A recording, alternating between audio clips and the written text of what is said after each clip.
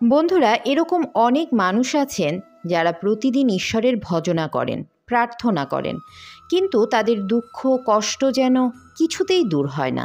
অনেক প্রার্থনা কান্নাকাটি করেও যখন কোনো সমাধান মেলে না বা ভগবানের তরফ থেকে সাহায্য মেলে না, তখন সত্যি মন আরও বেশি দুঃখে ভরে যায় এবং ভগবানের প্রতি অভিমানও হয় যে কেন তুমি আমার ডাক শুনছো না, কেন আমাকে সাহায্য করছো না। এরকমটা আমাদের সাথে বহুবারই হয় যে যখন আমরা একটা জিনিস নিয়ে অনেক প্রার্থনা করেও কোনো ফল লাভ করি না, তখন ভগবানের প্রতি অত্যন্ত অভিমান হয় আমাদের।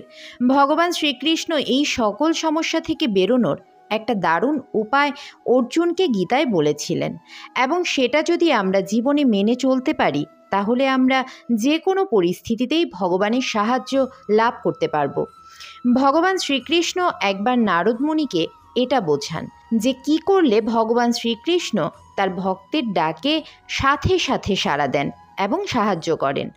তো বন্ধুরা, আজকের এই ভিডিওটিতে আমরা ভগবান শ্রীকৃষ্ণের সেই সব মূল্যবান কথাগুলো জানতে চলেছি যা আমাদের প্রত্যেকের জীবনেই অত্যন্ত জরুরি। তাহলে আসুন দেরি না করে সেই কথাগুলোই জেনে নেওয়া যাক। তবে তার আগে যারা এই চ্যানেলে নতুন ভিডিও দেখছেন তারা দয়া করে চ্যানেলটিকে অবশ্যই সাবস্ক্রাইব করবেন এবং ভিডিওটি ভালো লাগলে ভিডিও শেষে একটি লাইক করতেও ভুলবেন না এবং তার সাথে বেল বাটনটি অন করে রাখুন, যাতে করে আগামী দিনে নতুন নতুন ভিডিও সব থেকে আগে আপনার কাছে পৌঁছে যেতে পারে। এবারে আসুন মূল ঘটনায় প্রবেশ করা যাক। ভগবান শ্রীকৃষ্ণকে একবার নারদ মুনি একটি ঘটনার পরিপ্রেক্ষিতে জীবনের অনেক মূল্যবান প্রশ্ন জিজ্ঞাসা করেন এবং এই প্রশ্নগুলোর মধ্যেই ভগবান শ্রীকৃষ্ণ জীবনের অনেক গভীর উত্তর প্রদান করেন, যার মধ্যে আমাদের জীবনের সমস্ত সমস্যার সমাধান লুকিয়ে রয়েছে। তাহলে চলুন ঘটনাটি আগে জেনে নেওয়া যাক। এক গ্রামে দুজন ভিখারি ছিল। একজন ভিখারি দেশের রাজার নাম গান করে ভিক্ষা করত, কিন্তু ভগবানের নাম ভুলেও উচ্চারণ করত না। কিন্তু অন্যজন ভিখারি সব সময় ভগবানের নাম করে ভিক্ষা করত।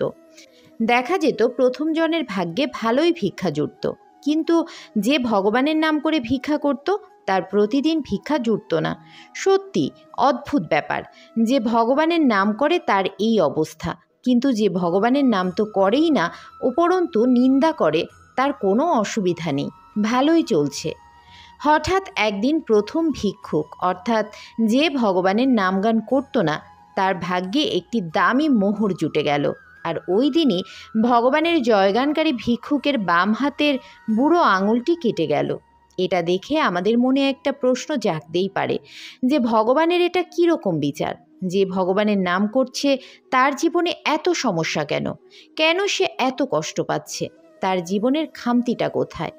এই প্রশ্নটি যেমন আমাদের মনেও জাগে, সেরকম মহারিষি নারদের মনেও জেগেছিল। তিনি সরাসরি ভগবানের কাছে এর কারণ জানতে চান। কেন এই বৈষম্য? এর কারণ তিনি ভগবানের কাছে জানতে চাইলেন। উত্তরে ভগবান বললেন, দেখো নারদ, এতে আমার কোনো দোষ নেই। প্রথম ভিক্ষুক যে আমার জয়গান তো করেই না, উপরন্তু আমার নিন্দা করে, তার এই জন্মে রাজ্য লাভ করবার কথা ছিল, কিন্তু যেহেতু আমার নিন্দা করে তাই ওর শুভকর্মের ফল কমতে কমতে ওই মোহরে এসে আটকেছে। আর যে ভিক্ষুকটি আমার জয়গান করে তার পূর্বকর্মের ফল অনুযায়ী পুরো বাম হাতটাই কেটে যাওয়ার কথা, কিন্তু আমার নাম প্রচারে অশুভ কর্মের ফল কমতে কমতে শুধুমাত্র ওই আঙুলটিই কাটা গেছে। বন্ধুরা, এই কথাটির মাধ্যমে ভগবান শ্রীকৃষ্ণ আমাদের এটা বোঝাতে চাইলেন যে আমাদের সমীকরণের দৃষ্টিতে যেটা অমঙ্গল বলে মনে হয়, শ্রীমদ্ ভগবতের দৃষ্টিতে সেটাই মঙ্গল। তাই আমরা খারাপ সময়ের মধ্য দিয়ে গেলেও কখনো ভগবানের উপর বিশ্বাস হারানো উচিত নয় এবং ভগবানকে কখনোই দোষারোপ করাও উচিত নয়। ঈশ্বরের কাছে প্রার্থনা করার অর্থ খারাপ কর্মের ফলগুলো আমরা তাড়াতাড়ি পেয়ে যাচ্ছি, এরপর ভালো কিছু অপেক্ষা করছে। তার জন্যই তো ভগবান শ্রীকৃষ্ণ অর্জুনকে বললেন যে সব সময় ভগবানের সাথে যুক্ত থাকতে। ভগবানের সংস্পর্শে অতি খারাপ পরিণতিও ভালো হয়ে যায়। সেরকমই আমাদেরও সবসময় ঈশ্বরের সাথে যুক্ত থাকতে হবে এবং ভালো কর্ম করে যেতে হবে। যদি আমরা ভগবান শ্রীকৃষ্ণের সাথে যুক্ত থাকতে পারি, অর্থাৎ তার উপর ভরসা রাখতে পারি, তাহলে এই খারাপ সময় অবশ্যই কেটে যাবে। কিন্তু যতক্ষণ এই সমস্যা না কাটছে ততক্ষণ অবধি ভগবানের উপর থেকে বিশ্বাস এবং ভরসা কম করা কখনোই উচিত হবে না। আসল ব্যাপার কি জানেন? এই যে তিনি জানেন কার জন্য কি প্রয়োজন, তিনি ঠিক সেইভাবেই সবার জীবন নিয়ন্ত্রণ করেন। তাই যে ভক্ত একবার নিজেকে ভগবানের চরণে সমর্পণ করেছে, তার এইসব চিন্তা, দুঃখ, কষ্ট, সমস্যা এসব নিয়ে কখনোই ভাবা উচিত নয়। কারণ তার জীবনের নিয়ন্ত্রক হলেন স্বয়ং ভগবান শ্রীকৃষ্ণ। তাই বন্ধুরা, যখনই আমরা কঠিন পরিস্থিতির মধ্যে দিয়ে যাব, একের পর এক সমস্যা আমাদের জীবনে আসবে, তখন আমরা সাথে সাথে একটা জিনিস মনে রাখব, যে আমরা ভগবানের চরণে নিজেকে সমর্পণ করেছি। ফলত আমাদের আর এসব জিনিস নিয়ে চিন্তা করার কোনো কারণ নেই। কারণ আমাদের ভালো মন্দ সব কিছুর বিচার ভগবান স্বয়ং নিজে করবেন। আর ভগবানের বিচারে কখনো ভুল হতে পারে না। এবারে আসুন ভগবান শ্রীকৃষ্ণের কিছু অনুপ্রেরণামূলক উক্তি শুনে নেওয়া যাক।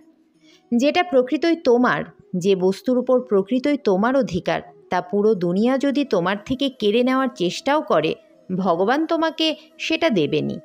কিছু লোকজনের সঙ্গ পরিত্যাগ করা এই জন্য জরুরি হয়ে যায়, কারণ আমরা যদি তাদেরকে না ছাড়ি, তাহলে তারা আমাদের খারাপ অবস্থা করে দেয়।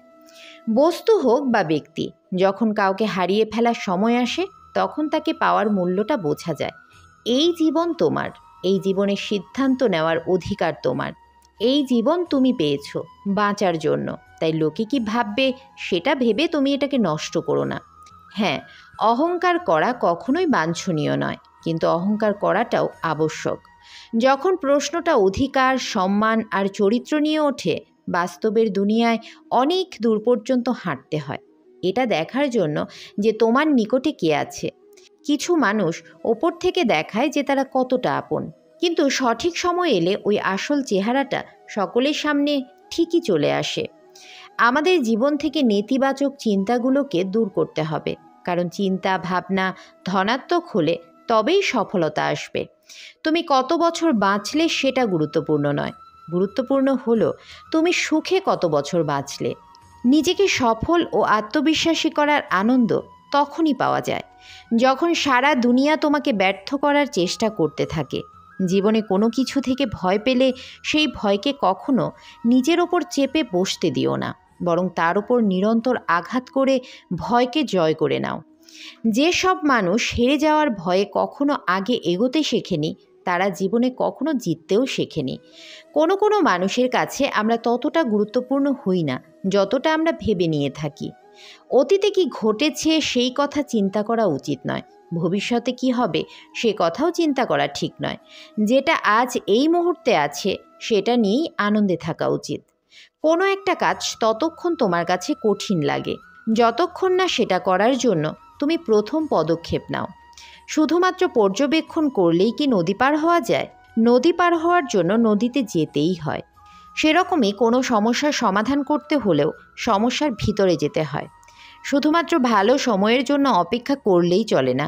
ভালো সময় কখনো নিজে থেকে আসে না, তাকে নিয়ে আসতে হয়। তো বন্ধুরা, আজকের এই ভিডিওটি এই পর্যন্তই। আশা করি ভিডিওটি ভালো লেগেছে। যদি ভিডিওটি ভালো লেগে থাকে তাহলে অবশ্যই একটি লাইক করবেন এবং কমেন্টে জয় শ্রীকৃষ্ণ লিখতে ভুলবেন না।